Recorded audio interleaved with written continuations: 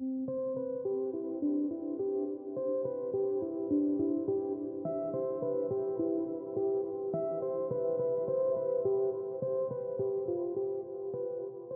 means to manage a very complicated heritage, because we all know that Europe committed suicide during the First Great War, 1914, 1980, and what had happened was not the decline of the Occident Oswald Spengler had been talking about.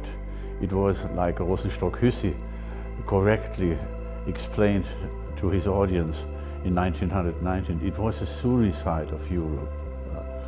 And we cannot no longer talk about European history triumphantly, the language of those who won the war.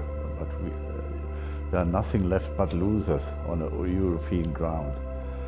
And out of this tragic experience, a new kind of policy could arise in this part of the world.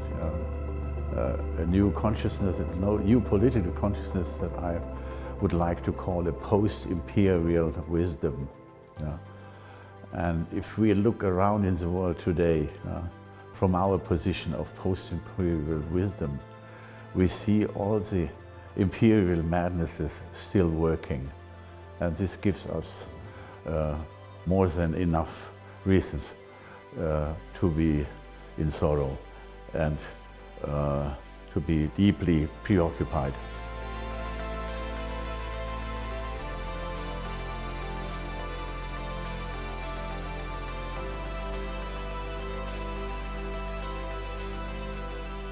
Strength is necessary for everything, because human existence resembles much more a decathlon than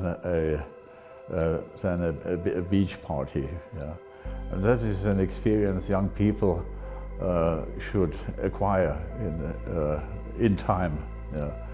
And we are living in a new form of present, where the threatening aspects of reality arrive earlier.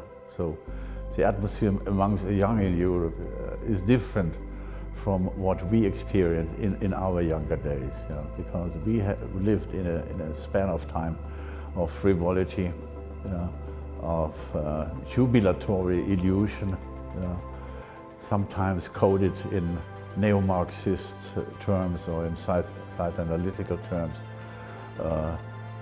in the terms of what was called the libidinous right-wing thinking of all these times. This is decidedly behind this. So we're living in a different atmosphere, and as reality is opened to human beings through atmospheres, through what Heidegger had called Stimmungen. In French it's ambiance, ou tonalité profonde. Our tonalité profonde is highly different, and it is marked by the necessity to be earnest.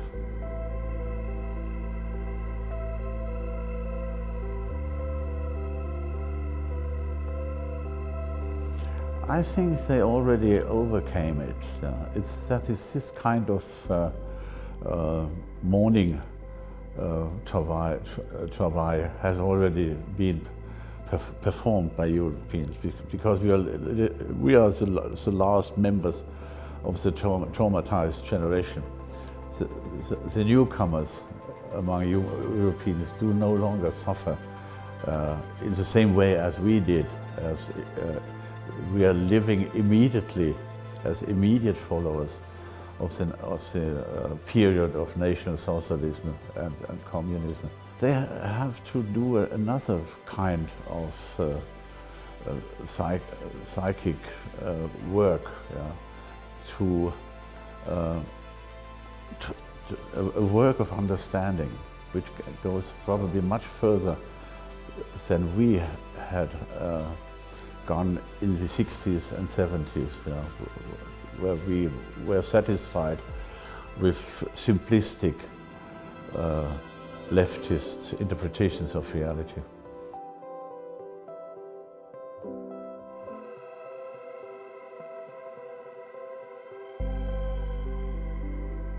I would not say that we should do a political reading of Meister Eckhart's scriptures, but what a rereading of Meister Eckhart can do for us is to gain a deeper understanding of the sources of modern subjectivity and how it came that modern individualism, which is a dominating way of life among our contemporaries, had to run through all this long way from medieval mysticism to postmodern consumerism. And one of the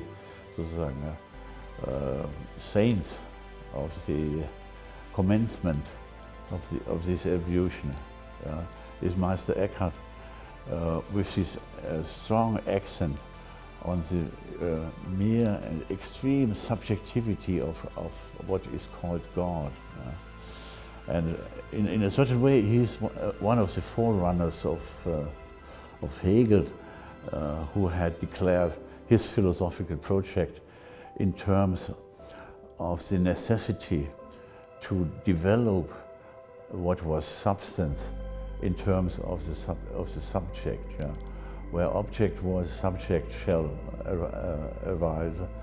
And this rise of subjectivity and the animation of our understanding of the world, the de-reification of being. This is the intellectual adventure that was introduced by, among others, by Meister Eckhart.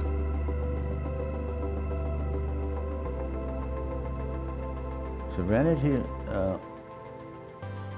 is a term that tries to catch the meaning of Meister Eckhart's most successful work.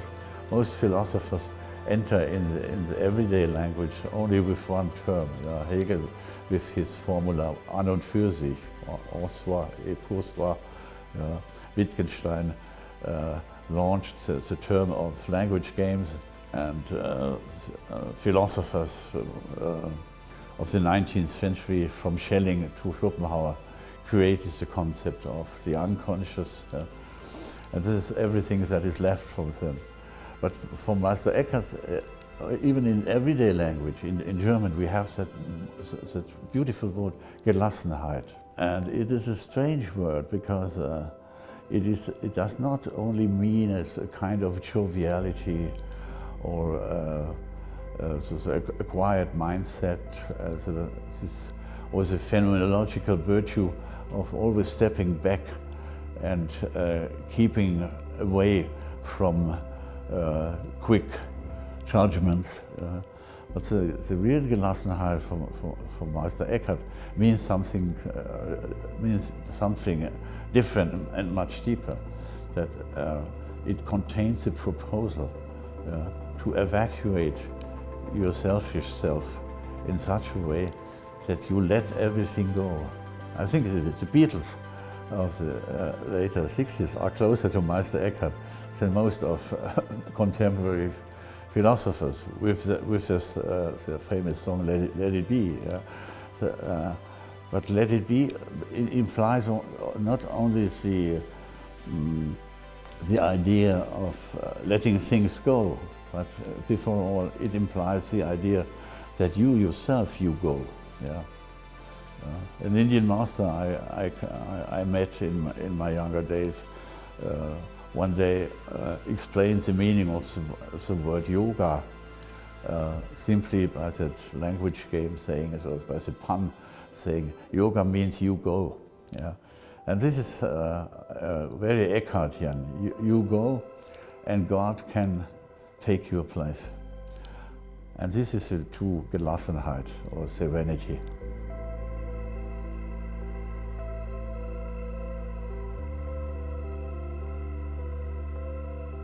You know, in the contrary, I think that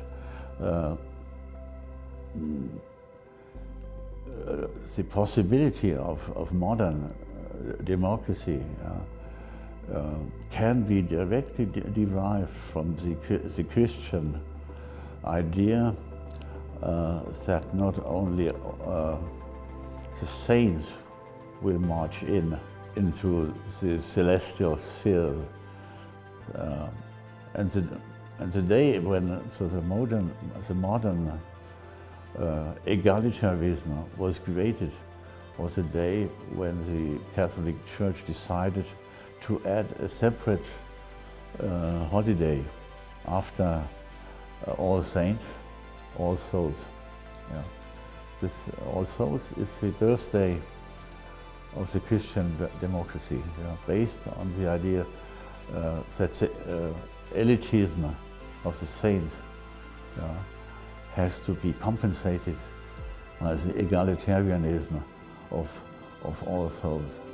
And that is the real foundation of modern society.